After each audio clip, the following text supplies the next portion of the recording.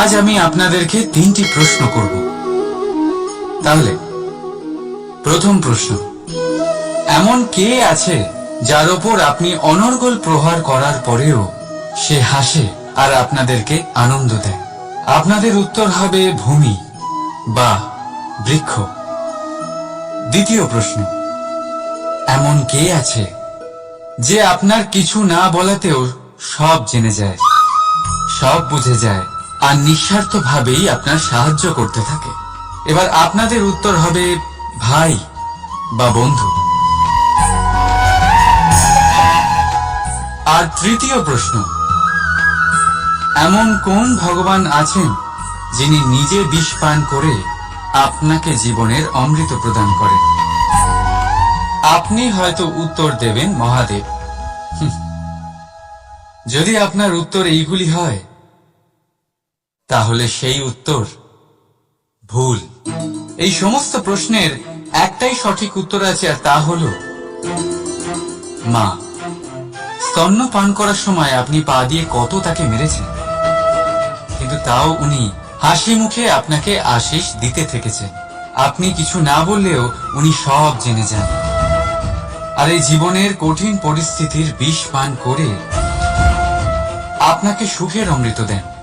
এই জীবনে আপনি যাই করে নিন না কেন, মায়ের ঋণ কখনো পরিশোধ করতে পারবেন না।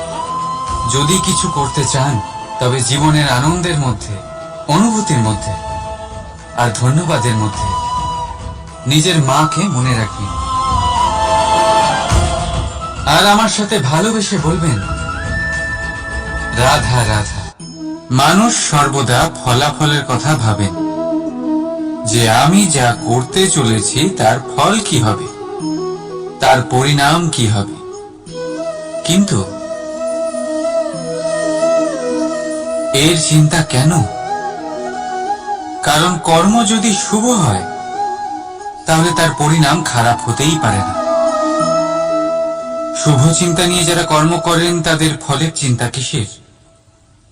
যারা ফুল বিক্রি করেন তাদের মাঝে সাঝে কাঁটা নিশ্চয়ই ফোটে, কিন্তু সুগন্ধ তাদের হাতে থেকেই যায়। হীরের সন্ধানে কয়লার খনিতে নামা ব্যক্তি কালিমা লিপ্ত হয়ে গেলেও তার হাতে হীরে অবশ্যই থাকে। তাই শুভ চিন্তা নিয়েই কর্ম করে যান, পরিণাম শুভই হবে।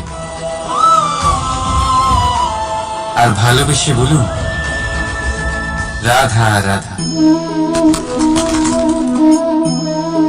কিছু পাখিদের লক্ষ্য করি আমি, জীবন ভোর বাসা বানাতে থাকে। এখান থেকে ডাল কুড়িয়ে, ওখান থেকে পাতা কুড়িয়ে, সর্বদা এই কাজেই ব্যস্ত থাকে যাতে নিজের বাসা বানাতে পারে। আর এই কাজে এত মগ্ন থাকে যে নিজেদের ডানার অস্তিত্বের বিষয় সম্পূর্ণভাবে ভুলে যায়। ভুলে যায় যে তাদের কাছে এক বিশাল আকাশও আছে ওড়ার জন্য। আর কোথাও এই জীবন বাসা বানাতে বানাতে ভস্ম হয়ে যায়। আমাদের মানুষের সাথেও এমনই হয়। জীবন যাপনের জন্য অর্থ অর্জন করতে করতে এত ব্যস্ত হয়ে যায় যে ভুলেই যায় যে আমাদের জীবন যাপনও করতে হবে। অর্থ জীবন ধারণের জন্য হয়, জীবন ধারণ অর্থের জন্য নয়। তাই বলছি, শুধু বাসা বানাতে থাকবেন না, নিজেদের ডানাগুলি মেলুন আর উড়ান দিন এই খোলা মহাকাশে। আর ভালোবেসে বলুন রাধা রাধা। একটি পিঁপড়ের আয়ু অত্যন্ত কম হয়, 2 দিন বা খুব বেশি হলেও 1 সপ্তাহ, ব্যাস। কত কম ভোজনের দরকার পড়ে ওদের, কিন্তু তাও সে চলতে থাকে, কর্ম করতেই থাকে। আগামী প্রজন্মের স্বাচ্ছন্দ্যের জন্য কখনো থেমো না, কর্ম করে যাও, চলতেই থাকো। কিছু না পেলেও পথ চলায় পারদর্শী হয়ে উঠবে, লক্ষ্যে না পৌঁছলেও একজন ভালো যাত্রী হতে পারবে। তাই ভালোবেসে বলো রাধা রাধা। বাল্যকাল থেকে অনেক ধাঁধার সমাধান করেছেন আপনি, তাই তো? তাহলে আজ আরেকটার সমাধান করুন। বলুন আপনার জীবনে এমন কি আছে যেটা আপনার সবচেয়ে বড় বন্ধু আর আপনার সবচেয়ে বড় শত্রু।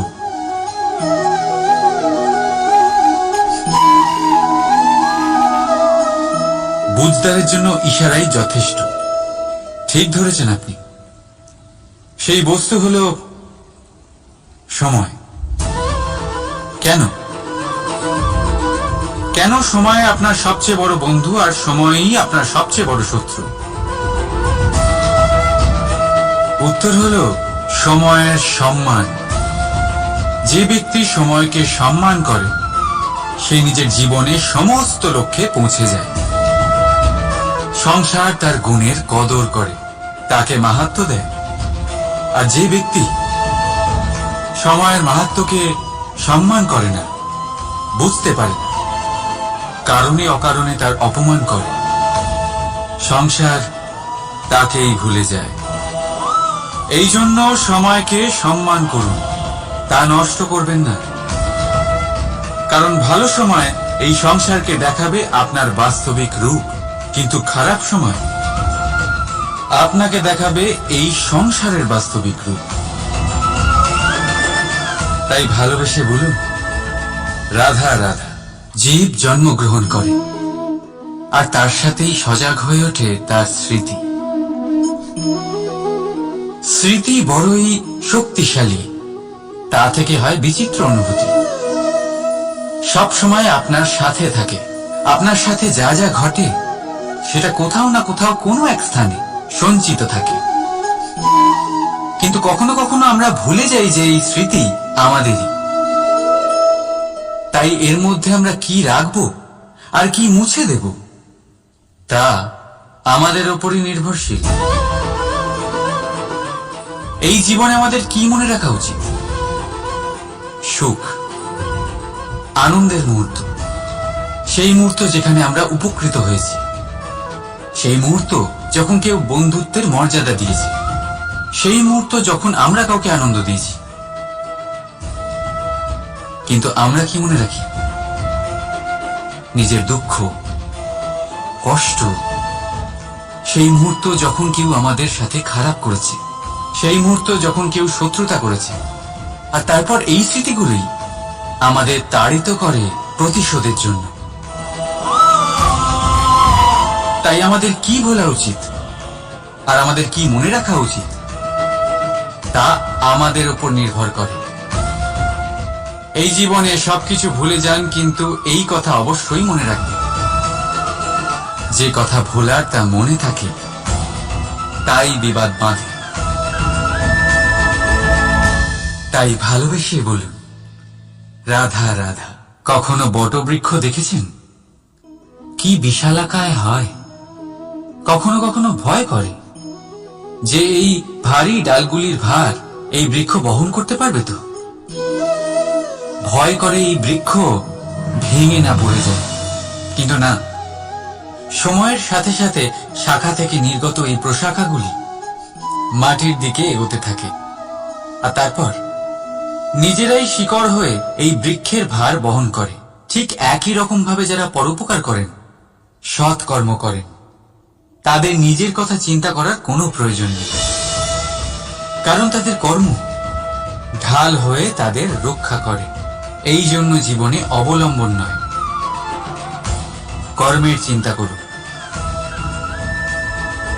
রাধা রাধা।